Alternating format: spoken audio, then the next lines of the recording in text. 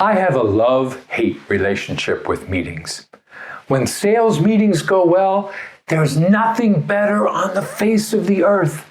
Ideas are generated, innovations discovered, people are energized, and the business moves forward. A great sales meeting is a thing of beauty. Just the opposite happens when sales meetings go wrong. You can taste the tension in the air, like sipping sour milk. Participants seize up, and so does any possibility of collaboration. What causes meetings like this? Hello, I'm Bill Zipp, and I help sales leaders achieve long-term success with a people-centered approach to performance. This is video 2 in a 7-part series on successful sales meetings. When sales meetings go wrong, it's because bad habits exist unchecked in ourselves and others. Here are 4 bad meeting habits and what to do about them. Bad meeting habit 1, distraction. The first bad meeting habit is distraction. It's the most ubiquitous of the bad habits and should not be allowed under any circumstances. You've seen and done these things. Checking your phone for text messages, opening your laptop to take notes, but browsing the internet instead, answering email in the middle of a meeting. Distractions like these destroy meeting effectiveness because the human brain can't do 2 things at once. What we refer to as multitasking is not multitasking at all, but switching from one task to another. Task switching is okay if the tasks are unimportant, like folding laundry and watching TV. You can always rewind a show and review what you missed. You can't do that in a meeting. And what you miss as a leader is not just words, but important emotional cues that can be monumental. Make your meetings device and distraction-free zones so everyone gives their full attention to them. If a meeting goes for more than 75 minutes, give people a 10-minute technology break. If notes need to be taken for a meeting, use an executive assistant, not individual laptops, so people in the meeting can give issues under consideration their full and undivided attention. Bad meeting habit 2, interrogation. Anyone who's ever watched a courtroom drama knows what interrogation is. An angry lawyer grills a witness with question after question. In the end, the hapless soul is shredded to pieces, and the lawyer has won the day. Not by making an assertion, but by undermining the credibility of the witness.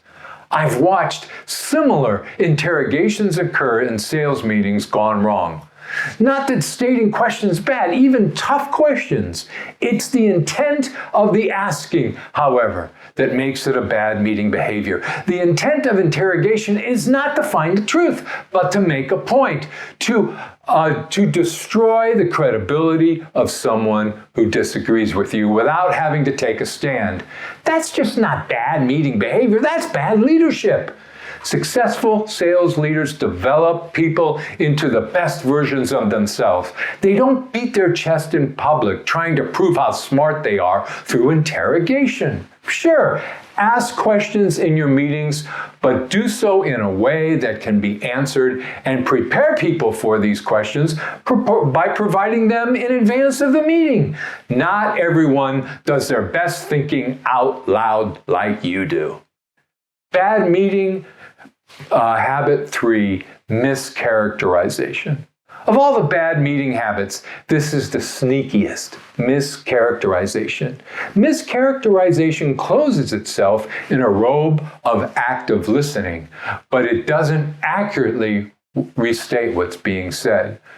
When you're on the receiving end of mischaracterization, it feels good at first. Words like, "So what you're saying is," introduce a statement, but what follows is an incomplete version of what you actually said. So you're stuck defending yourself to someone who's putting on a facade of listening For example, you may propose in a meeting to better qualify incoming leads from trade shows because your sales team is wasting hours of their time running after people who fill out a form to win a new iPad but have no interest in doing business with your firm.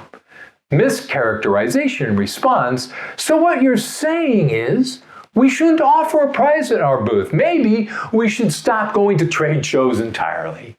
No, that's not what you're saying. But now you're stuck defending yourself and not discussing lead qualification criteria. Like asking good questions, restating what a person says is an active listening skill. Do it, however, in a way that truly represents the perspective of another, not entraps them in something they didn't intend. Bad meeting behavior 4. Grandstanding. This bad meeting habit is the exact opposite of mischaracterization. When grandstanding takes place, no attempt at active listening is made. A person just locks and loads, talking on and on and on until someone cuts them off. Salespeople are particularly good at grandstanding because we love to talk, and that kills collaboration.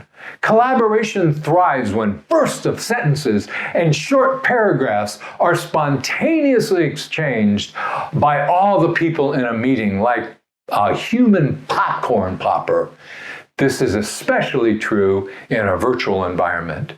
Prevent grandstanding before it happens by addressing it up front and holding people accountable to high standards of discussion dynamics. But be patient.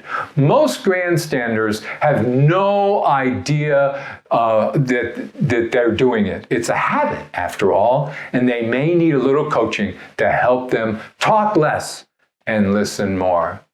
When sales meetings go wrong, distraction, interrogation, mischaracterization, and grandstanding are to blame. Stop these bad habits in both yourself and others.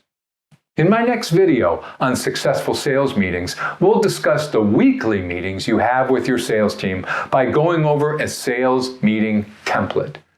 Please subscribe to this channel so you don't miss a single session, or better yet, schedule an appointment with me to discuss your specific sales challenges, because every salesperson deserves a great sales manager.